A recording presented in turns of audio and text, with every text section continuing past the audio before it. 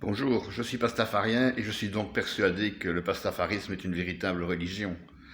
Je pose donc la question aux philosophes, le pastafarisme est-il une véritable religion?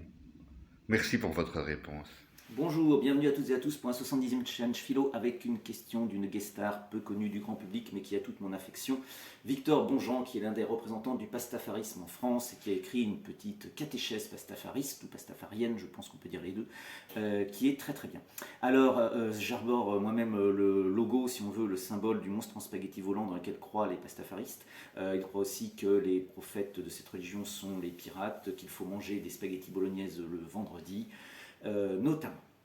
Donc, que ces personnes le croient réellement, ce n'est pas sûr. En effet, c'est sans doute plutôt pour plaisanter. Et ça a été créé comme justement un gag, quelque chose de cynique qui pourrait s'inscrire un peu dans l'esprit de Diogène par un monsieur américain qui s'appelle Anderson et qui a créé donc cette idée que le monstre serait né de la production d'un monstre en spaghetti volant.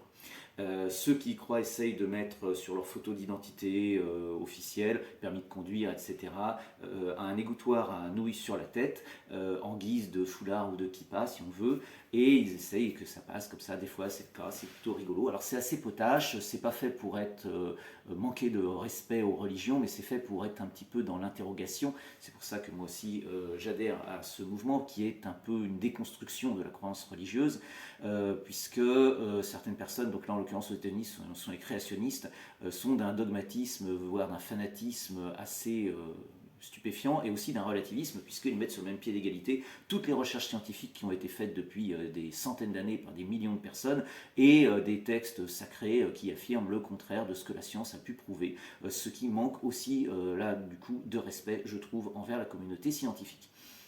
Donc aujourd'hui, c'est ce qu'on pourrait se demander, à quelle est la place de la religion dans le monde. Sans doute que des personnes ont besoin de religion, sans doute que la religion a eu son utilité historique, mais force est de constater que la religion qui est censée relier et religarer les hommes en fait les divise, les oppose. Dans toutes les religions, il y a des djihad, des guerres saintes, une inquisition.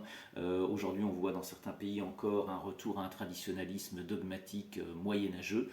Même le bouddhisme a réussi à créer des guerres alors que c'est quand même une religion pacifiste.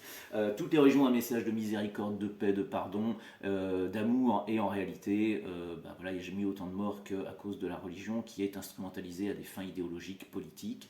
Elle broie aussi un peu les esprits parce qu'à chaque fois on a des passions tristes qui sont à la base de la religion, comme de faux espoirs, comme la peur, comme la crainte de l'au-delà, comme des rituels qui tiennent un peu comme de la névrose obsessionnelle. Toujours l'idée d'une faute originelle, donc toutes les religions sont quand même basées sur la culpabilité, surtout les monothéistes, et sur de l'anthropomorphisme quand même, qui n'est pas assumé. Donc la religion est aussi censée essayer de religarer tous les hommes, bah non, puisqu'elle les divise, et religarer, relier à quelque chose qui nous dépasse. Donc ce qui nous dépasse, c'est ce qui nous élève, hein, et ce qui nous élève, c'est ce qui élève ce qui est le plus beau en l'homme.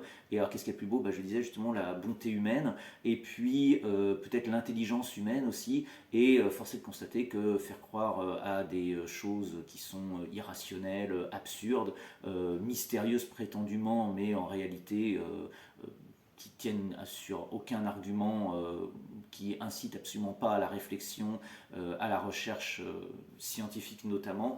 J'ai du mal à penser que Dieu s'intéresse à des choses comme ça. J'ai du mal à penser que le Tout-Puissant a créé l'univers et regarde si je mange pas des pépitos en cachette, ou s'intéresse à ma vie sexuelle, ou à mon régime alimentaire, ou à mes vêtements. Si je fais un match de foot et que je me signe avant, est-ce que j'ai plus de chances de marquer un but? Bon voilà, moi j'ai du mal à distinguer toujours la religion et puis une superstition un peu institutionnalisée. Et je me dis que la vraie religion, si elle existe, est censée justement rassembler les hommes et nous élever vers quelque chose qui prend ce qu'il y a de mieux en nous, c'est-à-dire sans doute notre intelligence et notre amour. Et force est de constater que du coup, les religions réelles ne sont que des parodies de ce que devrait être, à mon avis, la vraie religion. Et du coup, le pastafarisme, qui est évidemment une parodie loufoque, cynique et gentillette de la religion, si elle est elle-même une parodie, mais que les autres religions ne sont que des parodies d'elles-mêmes, pourquoi est-ce que le pastafarisme ne serait pas une vraie religion? Autant dire que, mon cher Victor Mongeant, votre question est loin d'être nouille.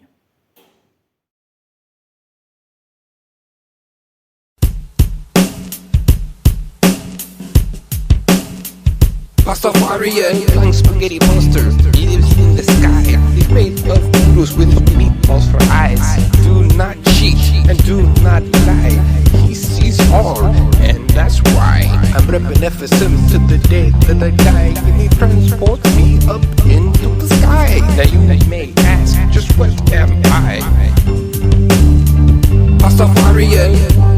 Yes, the church of the flying spaghetti monster.